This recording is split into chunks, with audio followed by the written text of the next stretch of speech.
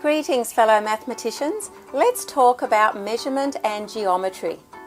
In the first 3 years of school, children are investigating measurement and geometry concepts.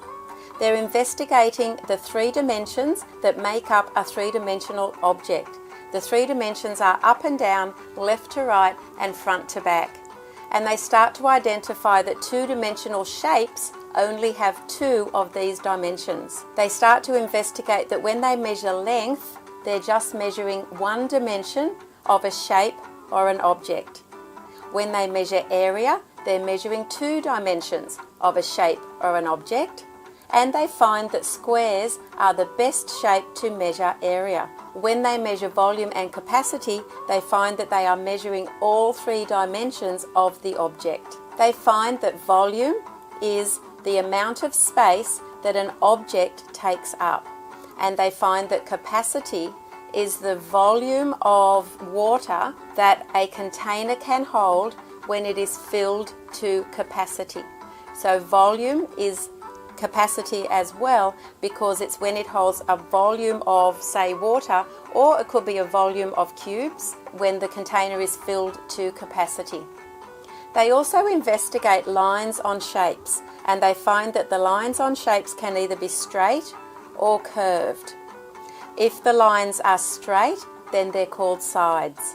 If the lines are curved, they're just called curved lines. They investigate the surfaces on objects, and they find that surfaces can be curved or flat. If it's a curved surface, it's just called a curved surface. If it's a flat surface, it might be a face. To be a face, the lines on it have to be straight. So if it's a flat surface with straight lines, the straight lines are called edges, and the flat surface is called a face. If the flat surface has a curved line, it's just a flat surface. Children investigate and find that cubes are the best shape to measure the volume of objects with faces. And they investigate and find that a liquid unit of measurement is needed to measure the volume and capacity of objects and containers with curved surfaces. Measurement and geometry becomes formal in Year 3. Children begin to investigate measuring length using the metric units for length, and they find the relationship between the metric units for length and multiplicative place value.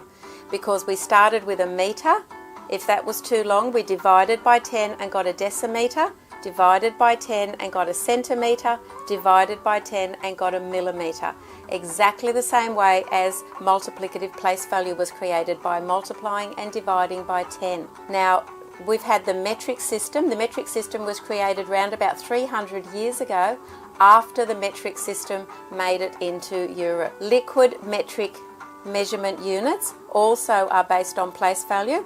So we might have, for example, the litre.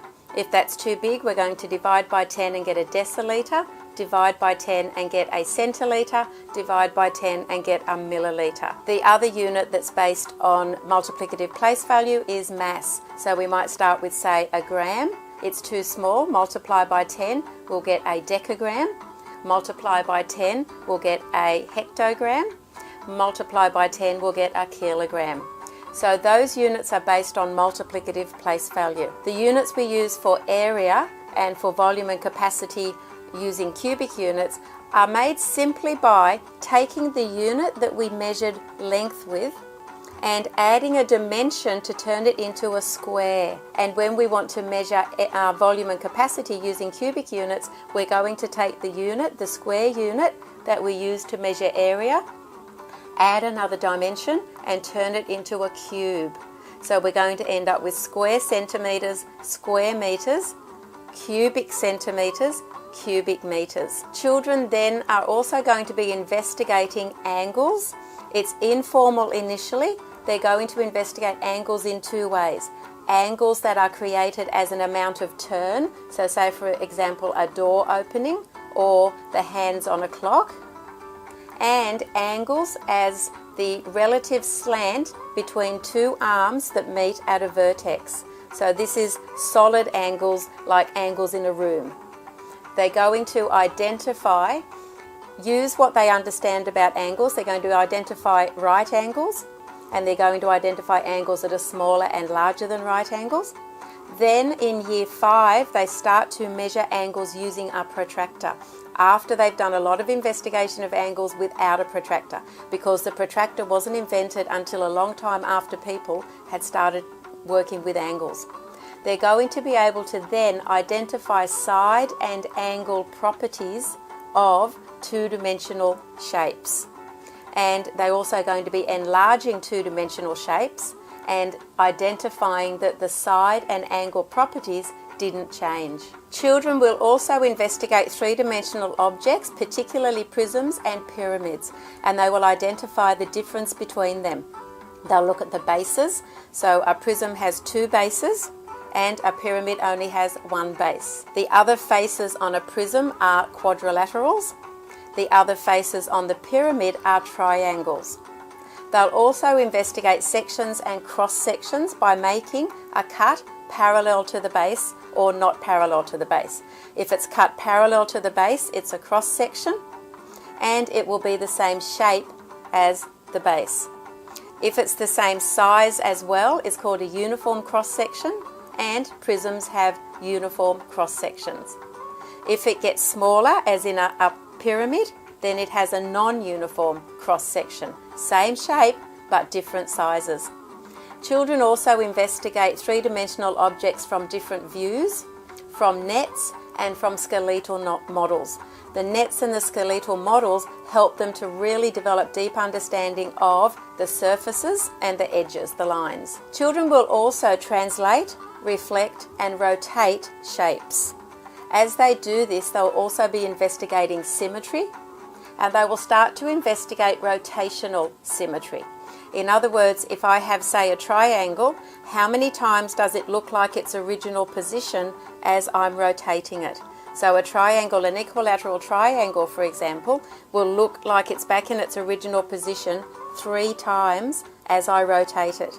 That means it has a rotational symmetry of order 3. Children will also investigate Cartesian planes. Cartesian planes are an extension of the number line.